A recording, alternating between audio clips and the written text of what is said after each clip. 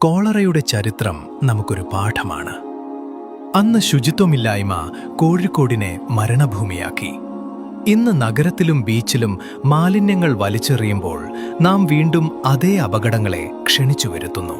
കോഴിക്കോടിന്റെ തീരദേശങ്ങളായ മുഖദാർ, നൈനാംവളപ്പ്, പള്ളിക്കണ്ടി എന്നിവിടങ്ങളിലായി വ്യാപിച്ചു കിടക്കുന്ന കണ്ണംപറമ്പ് ശ്മശാനം. വർഷം 1858. കോഴിക്കോട് നഗരം കോളറ എന്ന മഹാമാരിക്ക് മുന്നിൽ പകച്ചുനിന്ന കാലം.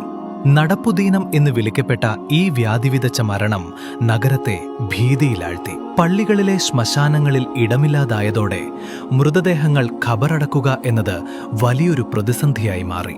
ഈ സാഹചര്യം ഗുരുതരമായ ആരോഗ്യ പ്രശ്നങ്ങൾക്ക് വഴിവെക്കുമെന്നും രോഗം വീണ്ടും പടരുമെന്നും ഭയന്ന സർക്കാർ ഒരു കേന്ദ്രീകൃത മുസ്ലിം ശ്മശാനഭൂമി കണ്ടെത്താൻ മലബാർ മാജിസ്ട്രേറ്റ് റോബിൻസണിന് നിർദ്ദേശം നൽകി.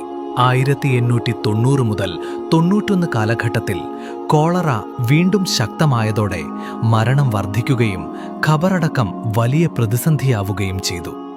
1900 ഫെബ്രുവരി 28 കണ്ണംപറമ്പിൽ സർക്കാർ സംരക്ഷണയിലുള്ള ശ്മശാനം ഔദ്യോഗികമായി പ്രവർത്തനമാരംഭിച്ചു.